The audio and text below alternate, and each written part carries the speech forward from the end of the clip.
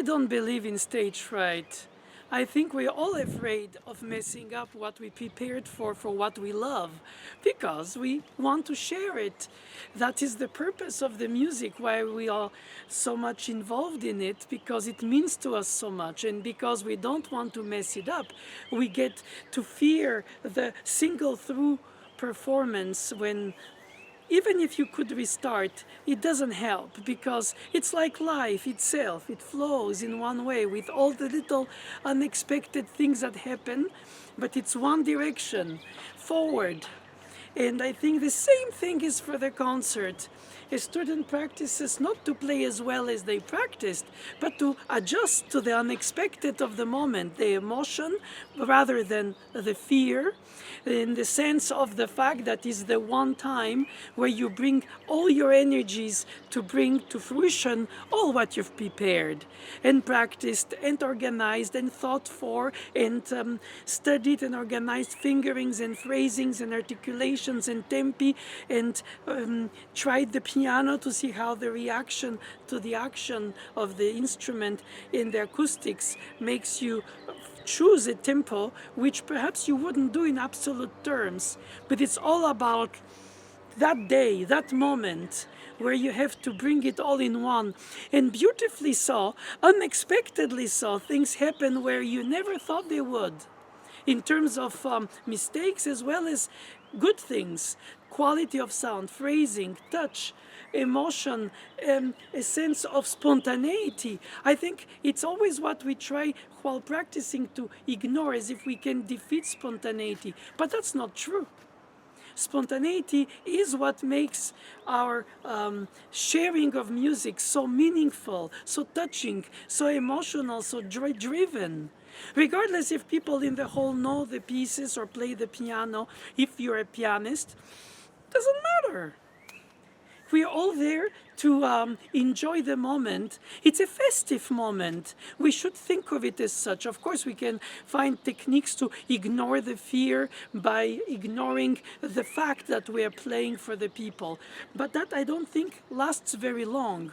You cannot stay in a bubble other than intellectually, but especially if you can concentrate and focus on what you do. You can also choose with your eyes to look only on the keyboard, or perhaps on the Y of Steinway or Yamaha. They're always Ys in those instruments.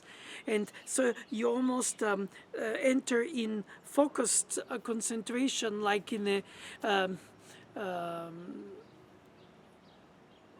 internal focus with the piece. It's almost meditation, but active. Of course, technically, the meditation is all the opposite. You enter in you and you're not active.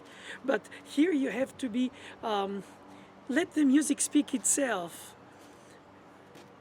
Observe what you do, think ahead. Never before, oh, why did it happen? How did it happen? Why did it happen? It shouldn't have happened. It never happens in that section. I've heard it all. I know how it is. It's easy to speak.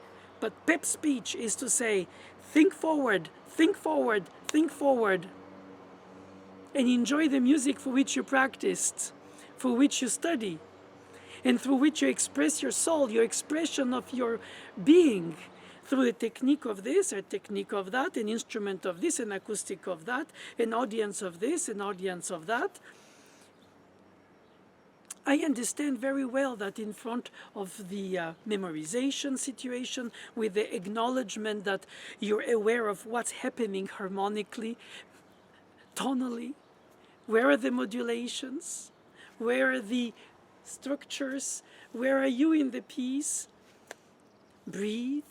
Accept the silence on stage between sections, if there are variations between them, or even between movements, or within a movement. And then play the second theme. If there is such breath in the music, indicated rhythmically or by the phrasing. Of course, you can be strictly rhythm oriented and not want to lose the tempo. But the fact that you can on stage take that extra moment of human breath, then you securize your own self, because you know that you don't feel just on stage in order to go through and leave. It's to go through and stay.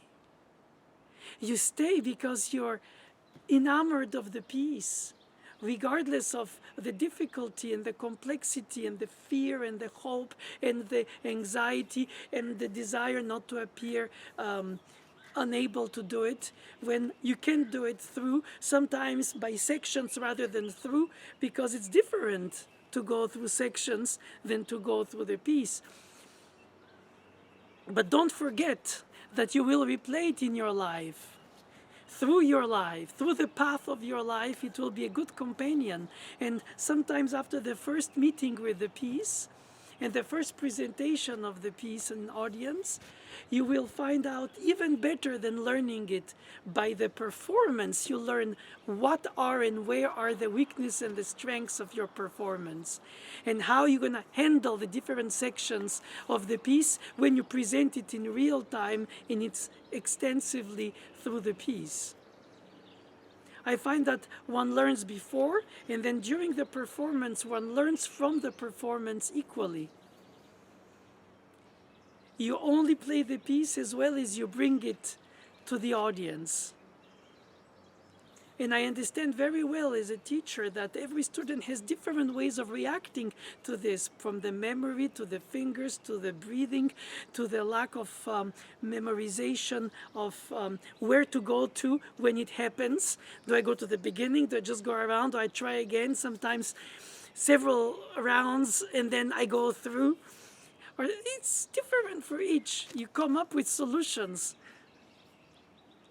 And as embarrassing as it could be, it teaches you the best way, how you handle the unexpected on the spot. And you take advantage of your inspiration from the piece. Of course, it was fresher the first day when you desired playing it. And by the time you've practiced it so much in detail, you might lose that freshness that is so expected.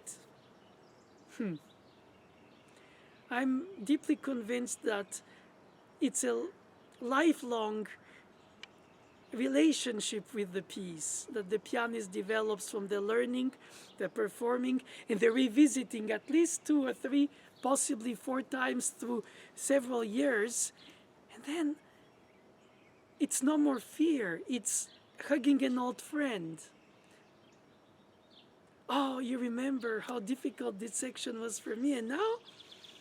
No problem, but other sections appear more difficult. Connections, bridges, phrasings, tempi, articulation, pedal, desire to drive the piece with an accelerando, but you're not sure you're going to be able to physically sustain the intensity it demands in repeated notes, in trills, in chords, in arpeggios, all the effects that the composer has put in the piece. But all that is not just pyrotechnics, it's really artistry, it's storytelling, it's narration. And it goes through you that day, and you've heard it by others. And you like it, or sometimes admire it, or sometimes don't like the way they do. The playing on stage is the ultimate message of honesty, is the moment where you're earnest. You cannot cheat what you haven't yet become. If you're on the way to become a more intellectual pianist or a more physical pianist or more organized in your thoughts pianist or more spontaneous pianist, it's a path which takes long time. But the moment that is captured by your performance, the day you present it, represents you at your best at the moment of your development. And I think that should be taken beautifully as an inspiration for the future performances. You learn from your mistakes, granted, but you also learn from your experience of what was positive. And that is what I want to bring to the student, the positivity. Because if you think ahead positively and you accept without to belittle and understand how to try to avoid next time the mistakes don't define your performance. The mistakes impeach your expression to be fully lined up with the piece itself.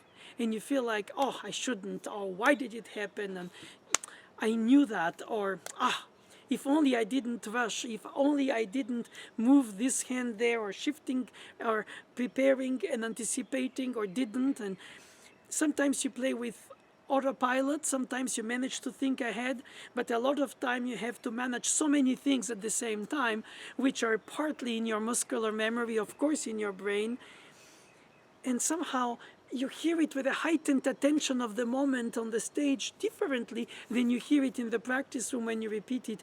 And by repeating, you're less focused on it.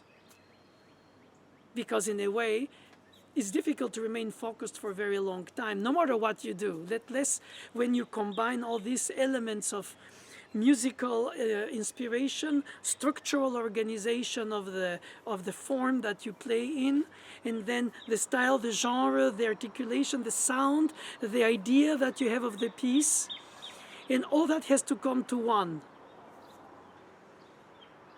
And so you learn from the experience of the good things that happened on the stage. And this, I think, is more important to keep in your memory when you go through the piece next time or through other pieces, because that's how you improve. Ideally, you should practice in concert settings, but you can't. So you learn from this long preparation and short moment of one time through presentation of the piece, and then you evaluate how much you can sustain it on stage. Always think positive.